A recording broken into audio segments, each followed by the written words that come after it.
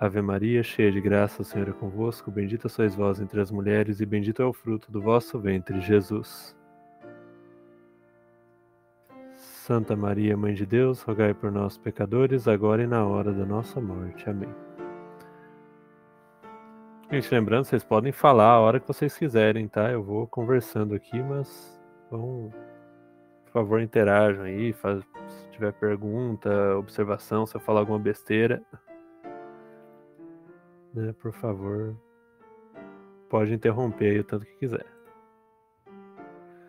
Bom, é o seguinte, essa de hoje eu ia fazer eu ia continuar da semana passada, que era, a gente começou bem do começo mesmo, né, sobre a criação do mundo, mas como agora a gente está perto do Pentecostes, que é já nesse final de semana, na missa de domingo, eu resolvi falar um pouco sobre o Espírito Santo, que está bem alto agora.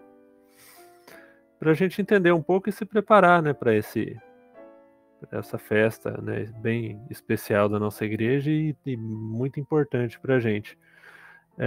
Eu acho que para a maioria dos cristãos, o Espírito Santo acaba sendo a pessoa mais, não tanto esquecida assim, né, mas é o menos lembrada, vamos assim dizer, seja nas orações, seja nas meditações, e em todas as situações do católico, né? Porque, né, a história, né, na própria Bíblia se fala muito sobre Deus Pai, Deus Filho, que é Jesus, né, conta toda a história, e o Espírito Santo só aparece ali no final, assim, sendo citado mesmo, mas a ação dele daí é a protagonista de tudo que vem depois dos evangelhos, né, nos Atos dos Apóstolos, as ações dos apóstolos e depois na vida da comunidade católica como um todo. Ele acaba sendo o protagonista, só que ele não tem, vamos dizer ali, uma voz própria, ele não tem palavras dele citadas na Bíblia, então muitas vezes a gente até tem mais dificuldade de entender o Espírito Santo como uma pessoa. Então, quem é, né, o título que eu dei pro encontro de hoje, quem é o Espírito Santo? A grosso modo, todo mundo sabe, é a terceira pessoa da Santíssima Trindade. Então nós temos um Deus que é, ao mesmo tempo, três pessoas, Pai, Filho e Espírito Santo. Não vou me estender na parte da Trindade, porque eu acho que eu nem conseguiria dar conta, por mais que eu falasse minha vida inteira aqui. Mas vamos focar no Espírito Santo. Mas é preciso entender que ele é também uma pessoa, assim como Jesus e como Deus Pai.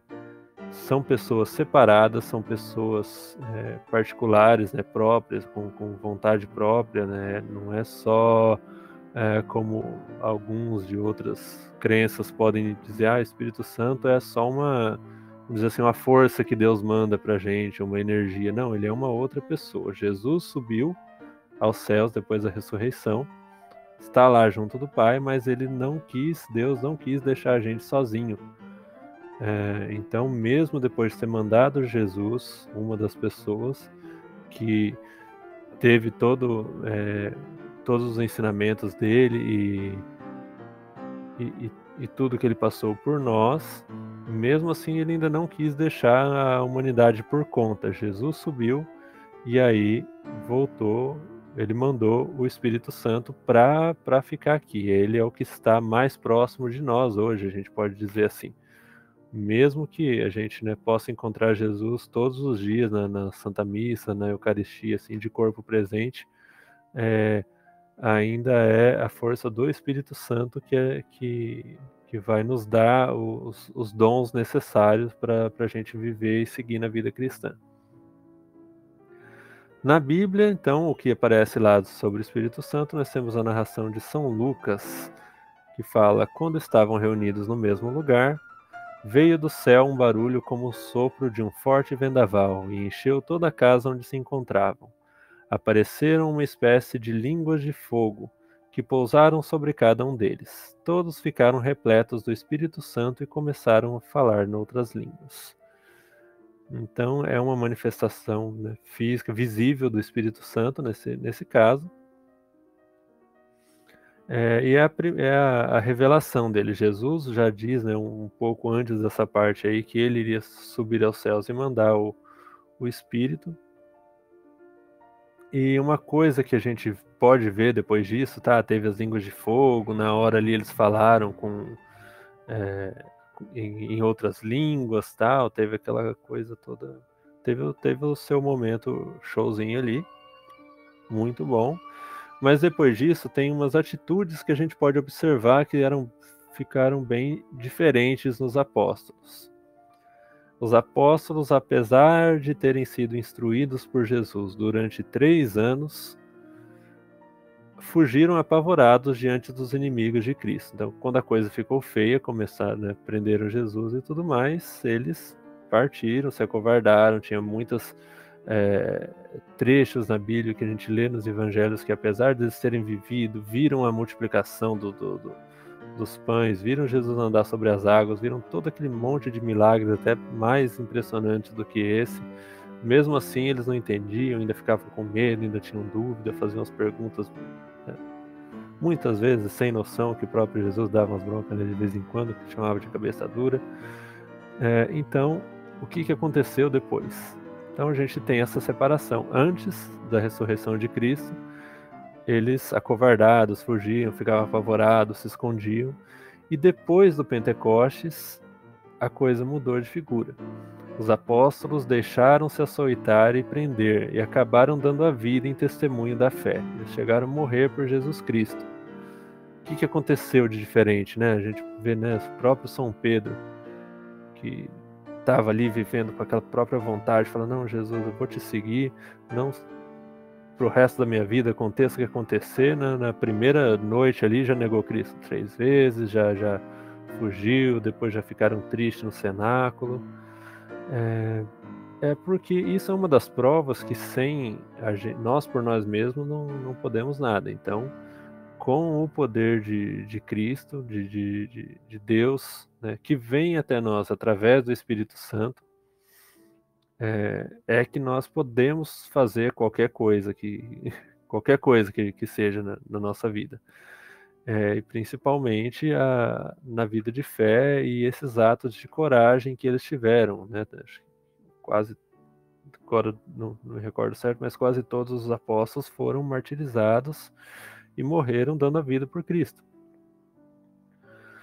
Então essa coragem de morrer, de dar o testemunho ali com o próprio sangue, não veio na hora da crucificação de Jesus. Naquela hora eles não estavam muito animados para isso não, mas veio depois da ressurreição. Jesus mostrou, né, que era que ele podia mais do que a morte, e mandou que veio no lugar dele essa terceira pessoa da Santíssima Trindade para nos ajudar em toda essa caminhada, né? Então, passando um pouquinho aqui sobre a Santíssima Trindade, na verdade, obviamente, não vou explicar, não tem nem como, mas vou dar um ponto de vista diferente, então, sobre a Trindade, para a gente se situar e saber colocar uma visão prática ali, né, de tudo, uma coisa mais prática. Deus Pai é a pessoa imutável, ele é aquilo que sustenta o universo, ele é o tudo, o máximo. Então a gente pode, é uma questão de ponto de vista, tá? Colocar ele assim: Deus Pai é o nosso objetivo final, ir até o Pai. Lógico que junto com o Pai está o Filho e o Espírito Santo também, né? Deus por completo é o objetivo da nossa existência, da gente estar... o ser humano foi criado para ir até Deus, por completo. Mas a gente pode colocar essa visão de Deus Pai, é algo que a gente só vai conseguir se a gente atingir a glória da vida eterna, o paraíso, se nós formos santos mesmo. Então nosso objetivo é Deus Pai. Jesus, na segunda pessoa, ele é o exemplo de ser humano perfeito. Então, Deus veio, né? Não só mandou essa segunda, Deus veio pessoalmente através de Jesus para a Terra, não só para fazer esse convite maravilhoso para a gente, né, seguir Ele e poder alcançar a vida eterna, mas também se colocar como o próprio exemplo. Então, Jesus era perfeito Deus e perfeito homem.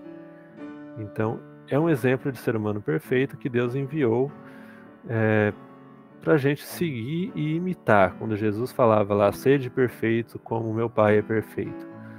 A gente não vê o Pai, né? É muito amplo para a gente, mas Jesus está ali. Então, qual que é o nosso grande objetivo aí? Na parte da segunda pessoa é sermos como Jesus, imitar a Jesus, ser esse ser humano perfeito que ele é, o máximo que a gente consiga, né?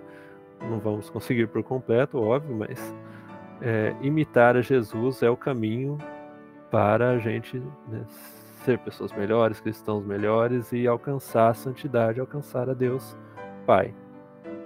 Por isso que eu coloquei o Pai ali como um objetivo, assim. O Espírito Santo é aquele que vem nos dar as ferramentas para alcançar esses objetivos. Então tá, a gente tem que ser como Jesus, imitar Ele nas nossas ações. Mas, né, não é fácil, né? Falar assim é uma coisa, agora imitar Ele, ser como Ele, mas como, né? Às vezes parece até pecado só pensar nisso, mas na verdade foi Ele mesmo que mandou. Então é simplesmente algo bem, como é que eu posso falar? Muito, uma pretensão muito grande, mas que a gente tem que ter. E aí o Espírito Santo está conosco, ele é a parte que nos toca de Deus, né? Então Deus não só veio, Deus está no céu, ele veio para nos dar o exemplo, e ele voltou e veio para nos ajudar na terceira pessoa, para dar aquele empurrão. Falou, ó, tô te esperando, mostrei como é que faz, agora eu ainda vou te ajudar, porque se fosse só por nós mesmos não ia acontecer nada. Então ele está conosco, disposto a nos ajudar e a chegar ao Pai, a glória do Pai. Então essas ferramentas são os dons do Espírito Santo, a força que ele, né, pode nos dar quando a gente está fraco, o entendimento, todos os dons são ferramentas mesmo que a gente pode usar para nos moldar de uma forma melhor à imagem de Jesus. Ao anunciar e prometer a vinda do Espírito Santo, Jesus o denomina de Paráclito.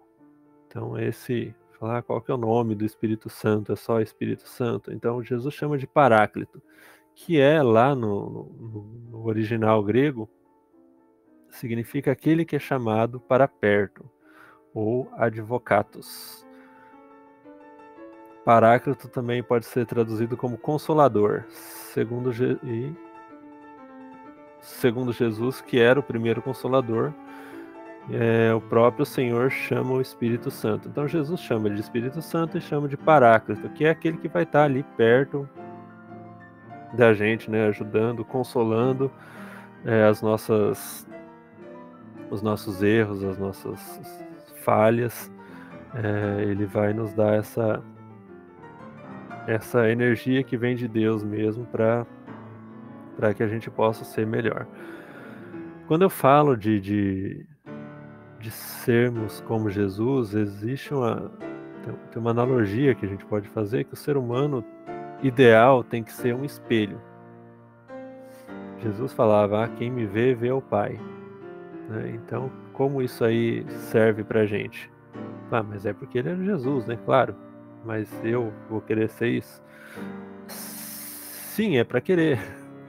É isso que ele dizia. Então, como que a gente pode ser um espelho? Nós temos que ser um espelho de Deus na Terra. Quando as outras pessoas olharem para a gente, eles verem Deus. Então nós temos que ser esse espelho. Na verdade, nós somos mais o espelho quando ele está embaçado, né? As pessoas não conseguem enxergar direito a imagem que está refletida ali. O espelho quando está quebrado, ou o espelho quando está cheio de sujeira, ele não vai refletir bem, as pessoas vão achar que estão vendo outra coisa, e realmente não vai ser uma imagem boa. Então, o que a gente tem que fazer? A gente tem que cuidar para limpar esse espelho, deixar ele o mais brilhoso possível ali, mesmo que ele não seja ali a imagem pronta, mas é isso que nós temos que fazer para refletir, para sermos o espelho de Deus na Terra. Para isso, tem um termo interessante que é ser dócil ao Espírito Santo. Então, o Espírito Santo veio, Jesus mandou, ele está aqui para nos ajudar a chegar a ser essa imitação de Jesus, mas nós precisamos ser dóceis a Ele. Como que nós podemos ser? O que é isso, né? Ser dócil ao Espírito Santo? Quando a gente fala ser dócil, realmente é ser mais disposto ali, estar pronto a ser moldado pelo Espírito Santo. Não é. Parece fácil, na verdade a explicação é bem fácil de se falar, mas de fazer nem tanto.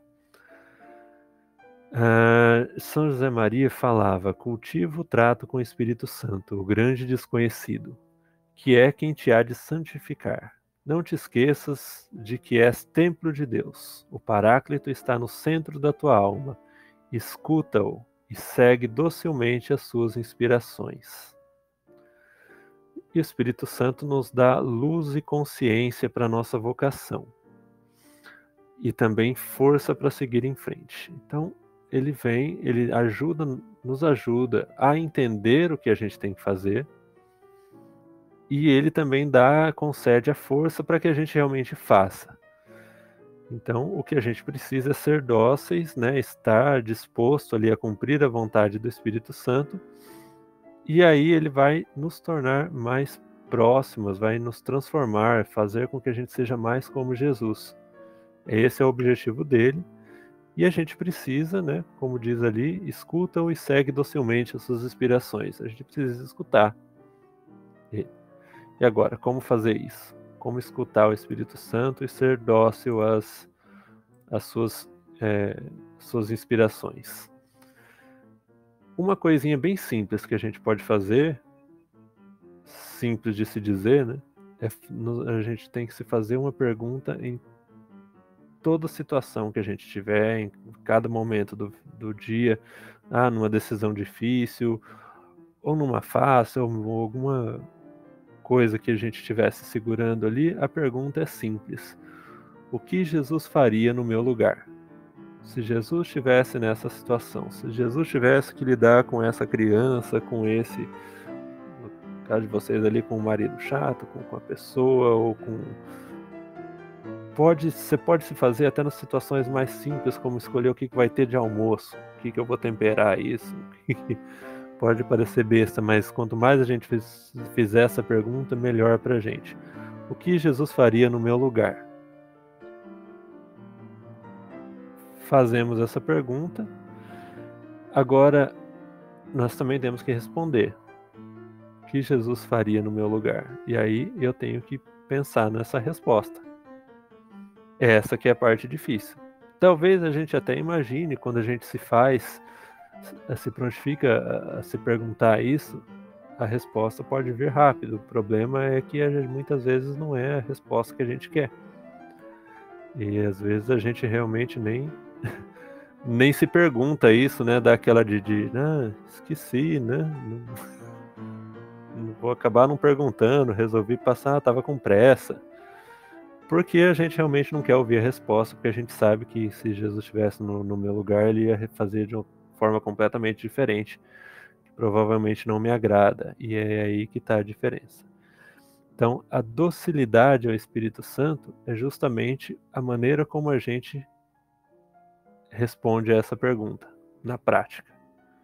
se a gente, né, responder e agir naquela situação, qualquer que for, de uma maneira que a gente imagina que era como Jesus faria, a gente está sendo dóceis, estamos sendo dóceis ao Espírito Santo.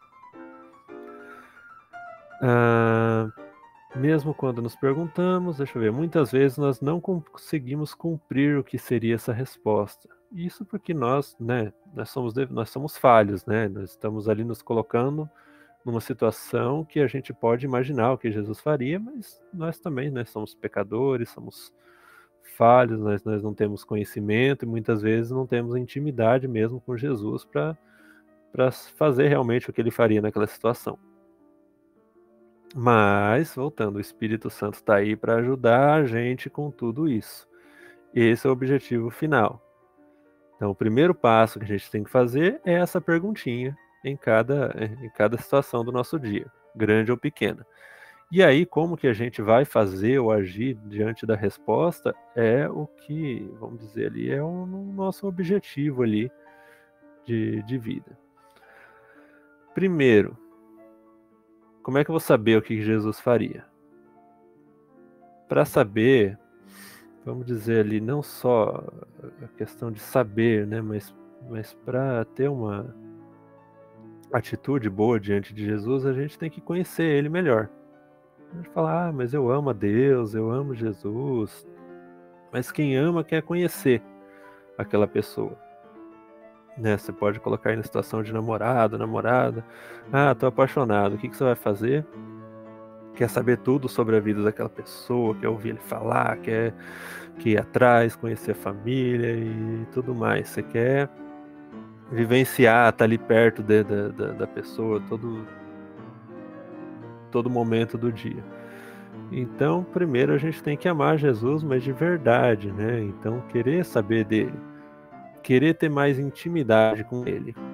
Como que a gente pode ter mais intimidade com Jesus, né? Para nos aproximarmos mais dele, conhecer Jesus melhor, para aí também a gente saber responder essa pergunta: o que Jesus faria? Se eu não conheço a vida de Cristo, se eu não leio o Evangelho, eu não vou saber responder essa pergunta. Então, o primeiro passo é conhecer melhor. Então, é através da leitura do Evangelho, frequentando a missa, que lá já tem também, você vai ver o Evangelho, você vai ver a homilia, você vai ter esse momento de oração e vai encontrar com ele pessoalmente na comunhão, onde Jesus está vivo ali, presente. Mesmo naqueles dias que você não pode comungar por alguma coisa, está em pecado mortal, alguma coisa que não deu certo ali, mas ele está lá, você faz sua comunhão espiritual, se põe diante do Santíssimo, né? Frequenta, vai até não pôde ir na missa, né? O domingo tem que ir, mas não pôde ir no meio da semana, vai de vez em quando fazer uma visita ao Santíssimo que está exposto ali na igreja, né? Queira ficar mais perto dele. Então, desenvolver essa intimidade com Jesus. E outra maneira de buscar essa intimidade é através da oração. Então, a oração tem várias maneiras, né? Tem fazendo as nossas práticas mesmo, né? Rezando o terço e tudo mais, que são práticas boas. Mas vamos falar da oração mental, né, na primeira vez que eu falo aqui. A oração mental é aquele momento que você vai abrir o seu coração a Jesus. Na nossa vida, às vezes a gente fala, eu tenho dificuldade de conversar com Deus assim espontaneamente. Mas é um momento, desde que você fique quietinho, a gente pode falar, sei lá, por exemplo, você vai diante do Santíssimo, ajoelha lá, fecha o olho, mas você fala, não sei fazer isso. Já conversa com ele, fala, Jesus, eu não sei rezar. Você já está rezando. É o primeiro passo ali, você já está rezando, só falando isso, pedindo ajuda deles para aquele momento, e a coisa acaba desenvolvendo. Tá? Então, abrir o coração para Jesus através da oração, conversar bastante com ele, vai, né, nesse momento ali, quando a gente pode imaginar assim, o nosso dia, muitas vezes ele é bem agitado e hoje em dia a gente tem aquela questão da multitarefa, né? Você tá ali, você tá no computador, você tá no celular, você tá assistindo uma coisa, está conversando com não sei quem no WhatsApp, daí tem a criança conversando, aí tem a coisa que você lembrou que não fez hoje, que tinha que fazer depois. Então, é uma loucura dentro da cabeça da gente, né? E só que isso, às vezes a gente para pensar nas coisas, você está fazendo vários monólogos com você mesmo, aquela coisa assim, nossa, eu tenho que fazer isso, eu tenho que pagar a conta, eu tenho que buscar não sei o que na escola, eu tenho que fazer, terminar esse serviço que já vai dar o horário, aí tem coisa atrasada que amanhã eu vou ter que não sei o que. A gente fica fazendo vários monólogos dentro da nossa cabeça. Quando a gente vai conversar com Deus, a gente pode expor todos esses momentos, todas essas partes do nosso dia, mas a gente vai acabar transformando esses monólogos em um diálogo. A gente vai falar, vai apresentar para Jesus, e é um diálogo porque a gente, né, não só está ali, você organiza a sua mente, você coloca lá o que você quer pedir, o que você quer reclamar mesmo, muitas vezes, mas a gente tem que estar aberto a ouvir a resposta, que vem através das graças. A gente chama de graças atuais, que são aqueles momentinhos aqueles, vamos dizer, parece palavra de coaching, né? Usar aqueles insights que aparecem na nossa mente. Nossa, podia mesmo, tô aqui jogando joguinho no celular, podia estar rezando um terço, né? Nossa, não li, não fiz uma leitura em espiritual hoje, e tô aqui vendo, sei lá, novela, alguma coisa, né? Nossa, podia estar, sei lá, limpando a casa, lavando a louça que tá lá parada, e a esposa, o marido tá fazendo alguma coisa assim, não tinha que ajudar, né? A gente às vezes tem esses momentos de essas inspirações, mas a gente ignora várias vezes por dia. Essas são as graças atuais. Outro dia a gente pode falar melhor sobre elas, mas são aqueles impulsos que a gente tem de alguma coisa boa que a gente podia estar fazendo e não está. Geralmente quando a gente faz uma oração, está lá conversando com Deus, a gente tem vários dessas respostas, assim, desses pensamentos que surgem ali, não é coincidência, tá? A oração é um diálogo, sim, com Deus. Deus fala com a gente, é onde a gente organiza a nossa mente e consegue entrar mais em contato com Deus mesmo através disso. Então, nesses momentos, nós transformamos, né, esses monólogos interiores em diálogos com Cristo e com o Espírito Santo, que é o doce hóspede da nossa alma. Ele mora na nossa alma, ele está aqui. Jesus mandou ele para a gente, então ele está com a gente o tempo todo. Tá? A gente tem que usar. A verdade é essa. E, por último, aqui as nossas práticas de oração diária, aquelas que a gente faz ao escutar, na hora que a gente vai levantar ao longo do dia, nós fazemos várias práticas de oração que vão ajudar a gente a essa parte da docilidade. Então, lembrando ali, a docilidade ao Espírito Santo é como a gente responde aquela pergunta: o que Jesus faria nessa tal situação que está acontecendo aqui no meu dia? Para responder o que Jesus faria, primeiro, conhecer Ele, né, estar mais perto dele através da leitura, conversar com Ele através da oração mental, e aí, para a gente chegar nessa resposta de como Jesus faria no meu lugar, nas minhas situações, é que esse nosso plano de vida que a gente vai fazendo ao longo do dia também vai apontar para isso. Então, quando a gente acorda, geralmente a gente faz um oferecimento, não é? Você oferece o seu dia, né? Agradece a Deus e põe um oferecimento diário ali. Então, nesse momento, seja lá qual for a oração que você use ou a prática que você tenha, mas você está se colocando à disposição do Espírito Santo. Estou aqui para fazer a sua vontade, estou aqui para tentar agir mais como Jesus. Então, a primeira coisa do dia que a gente faz tem esse objetivo, de colocar a gente na direção certa aí já, de fazer a vontade de Deus. O pessoal da obra, né, no meu caso, São José Maria indicava uma palavra específica para quando a gente acordasse, que é serviam. Serviam em latim é servirei. É a primeira coisa que a gente pronuncia, a primeira oração aí ao acordar. Servirei. Então, você está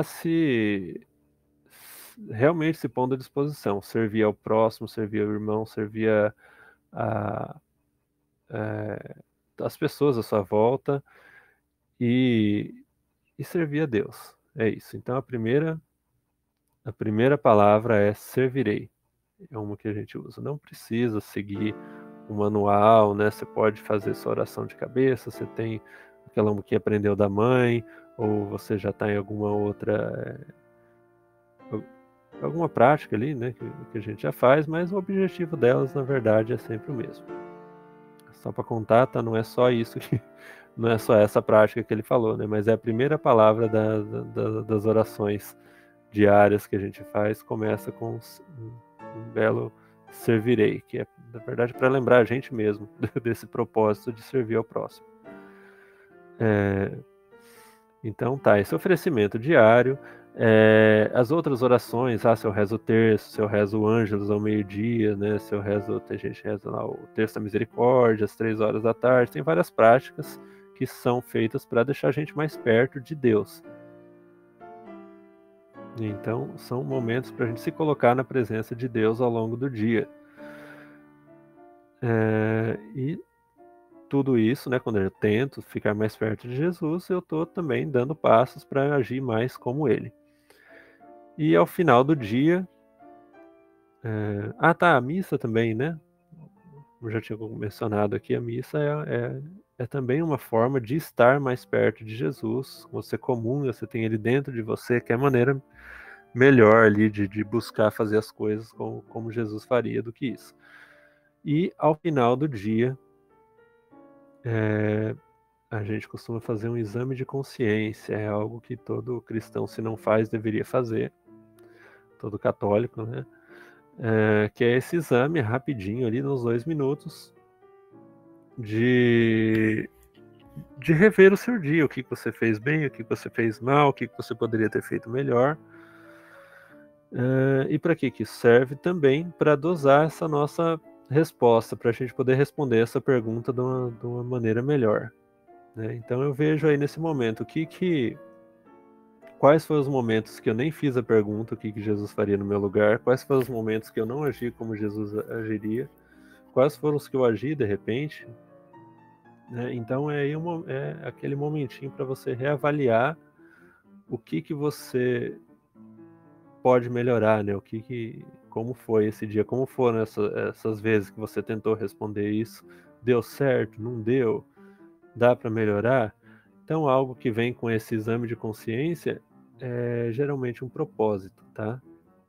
Não é só você fazer, puxa, realmente hoje eu podia ter tido mais paciência ali com as outras pessoas, né? Eu fui meio rude. E fica por isso mesmo, né? Não, tem que ter um propósito.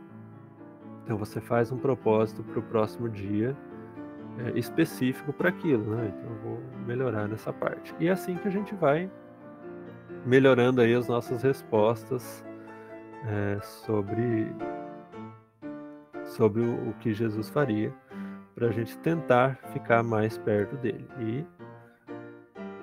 E isso, esses momentos, né, toda essa nossa luta diária para conseguir isso, ela é dosada pelo Espírito Santo. É Ele que vai dar as inspirações para a gente fazer isso, para a gente chegar a isso. É o que ele quer, é o que ele busca. Então, fazer tudo isso são maneiras de sermos dóceis às inspirações do Espírito Santo. Ele está aqui, então Deus está mais próximo de nós do que a gente ainda imagina, né? Não é só Deus que está lá no céu, mas Jesus, né? Verdade, veio aqui. e ressuscitou. Não, ainda tem o Espírito Santo que é uma outra pessoa, um Deus completo, né, também. Todos eles são Deus, mas são em um. E está aqui perto da gente, está empurrando a gente, está fazendo com que a gente viva isso aí cada vez melhor e consigamos ser realmente um espelho de Deus na Terra. E, bom, eu acho que por hoje é isso, já falei bastante. Vocês querem comentar alguma coisa, gente? Por favor. Eu queria fazer uma pergunta, Flávio. Manda. Eu já vi uma vez, só que eu não me aprofundei, então eu não entendi muito bem. O Espírito Uhum. Santo é aquele que dá a vida, certo?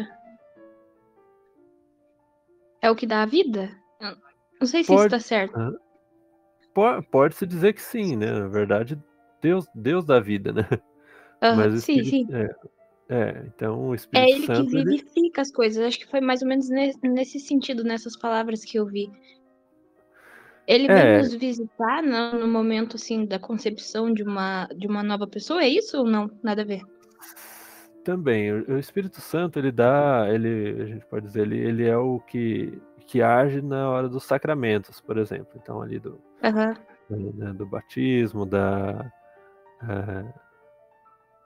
primeira comunhão, do matrimônio, nos nossos momentos. Então, a gente dizia lá que ele batizou e o Espírito desceu sobre ele. É o Espírito aham, Santo que desceu, impunha as mãos e, né, quando eles iam, que hoje a gente chama, né, de ordenar novos sacerdotes. Então, mas quando a gente vai ler isso na Bíblia, tá lá que os apóstolos impunham as mãos e o Espírito descia sobre ele. aham, Então, sim, vivifica de uma maneira, vamos dizer, primeiramente não literal, que ali ele vivifica a fé, a pessoa, né? Assim como eu falei ali no começo, os apóstolos, né? Eles já tinham uma atitude antes e tiveram uma outra depois, porque ele impulsiona, ele dá toda a força, ele dá todo o vigor, sustenta todas as uhum. ações. Tinha outra coisa que se fala também no Novo Testamento, que Jesus falava para não se preocupar com palavras. Você não precisa se preocupar com o que você vai falar, porque o Espírito vai falar por você. Então, quando você Aham, está demonstrando, ele vai tomar conta mesmo, né? A gente fala, ele é o hóspede da nossa alma, então ele vive em nós e aí ele toma conta. Então, as palavras, muita gente fala, nossa, essa pessoa está inspirada. Vem disso, de inspirado pelo Espírito Santo.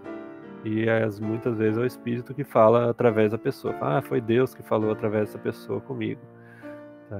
Na parte literal também, porque, né, vamos colocar ali os próprios milagres de ressurreição. Jesus ressuscitou por conta própria, mas depois disso, os apóstolos ressuscitaram várias pessoas também.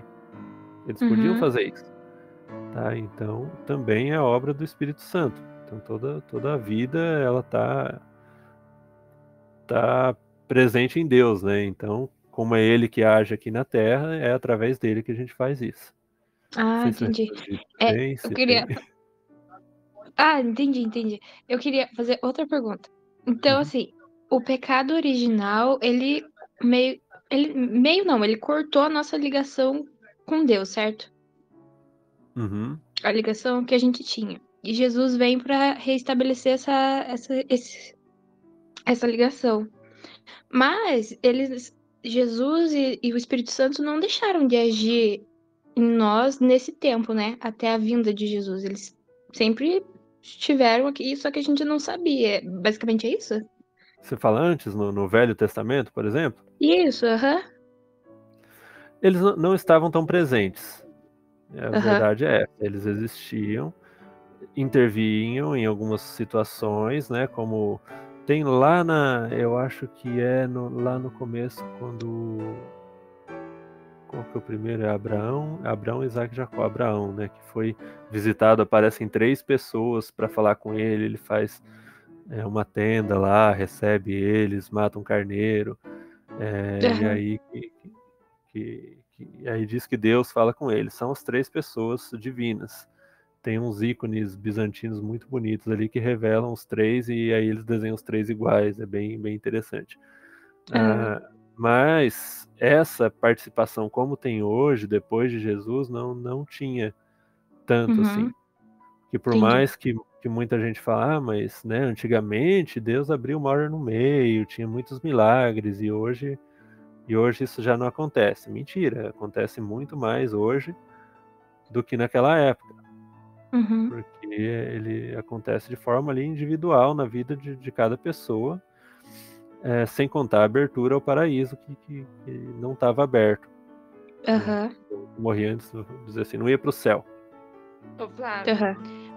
Oi, se eu puder acrescentar também, fora que essa questão claro. da proximidade, né? Aham, Porque antes era aquela relação do homem aqui e Deus, né? Aquela coisa muito isso. distante. Não Depois tinha com Jesus, intimidade. é, com Jesus, que depois com os discípulos, é que a gente ganhou essa intimidade mesmo, né? De conversar, de ter essa proximidade. Com Nossa Senhora mais ainda, né? Uhum. Mas até o Padre Paulo, ele fala sobre como que a gente pode perceber que no Antigo Testamento não se havia tantos santos como depois, né? Uhum. Justamente por essa vinda de Isso. Jesus, que faz essa diferença. Ah, Isso, que legal. é Aham. isso mesmo. Era. E falando ali, né, você ainda citou Maria, né, quando, depois da vinda de Jesus, Deus formou uma família mesmo pra gente. Né? Então ele deu uma mãe, né, a gente pode falar ali de Maria, quando Deus falou, Jesus falou na cruz lá para João, essa é sua mãe, e a gente, né, como católico, nós sabemos que ele estava dando Maria como nossa mãe para todos nós, mas a forma que ele falou é muito interessante, porque ele não estava só falando, Maria, ele podia falar, Maria agora vai ser a mãe de todos vocês, botar no geral, né? Ele não falou generalizado, ele falou especificamente, eis aí a tua mãe, eis aí o teu filho, porque isso é individual, isso é uma coisa individual para cada um de nós. Então, naquela hora que ele fala com o João, era como se ele estivesse falando com você, com a Laura, com a Jéssica, com o Lucas. Oi, Lucas. Comigo. Então, ele não queria mesmo falar de forma geral, falar, vocês, ela vai ser a mãe dos apóstolos, podem falar com ela. Não. Ele estava dando ela pessoalmente ali, falou, é sua. Então, criou uma intimidade. Ele deu uma mãe, deu um pai, deu uma família completa para todos nós ali. Então, realmente, a intimidade é muito maior depois da vinda de Jesus, os milagres são melhores, e essa própria questão da graça, né, dessa voz do Espírito Santo que fala com a gente na oração, durante todo o dia, tá dando aquele impulso para a gente saber o que fazer. Tá, isso eles não tinham, nós somos mais privilegiados, muito mais.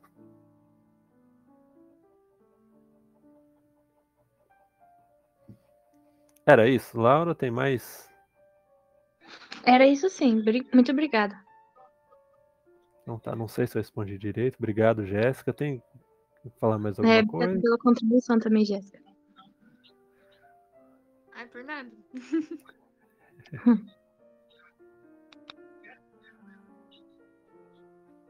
Então tá bom. Vocês querem? Tem mais alguma pergunta, algum comentário, algum acréscimo? Né? Esse Por assunto mim, não. Esse assunto é muito grande. Eu nem mencionei aqui os dons, né? A gente falar de cada dom do Espírito Santo. É, é assunto para não acabar mais. Mas eu quis Uhum. colocar esse que é uma forma da gente agir, né, na nossa vida ali de acordo com o Espírito, tentar nos aproximar mais dele. E aí a gente vai, né, lendo mais, nos aprofundando ali no que ele quer pra gente, conhecendo mais. Esse é o negócio, buscar conhecer mais a Jesus, ao Espírito, a Deus, a história, e é isso, é uma busca que não acaba nunca. Nem todo livro do mundo vai conseguir fazer a gente desvendar esse mistério.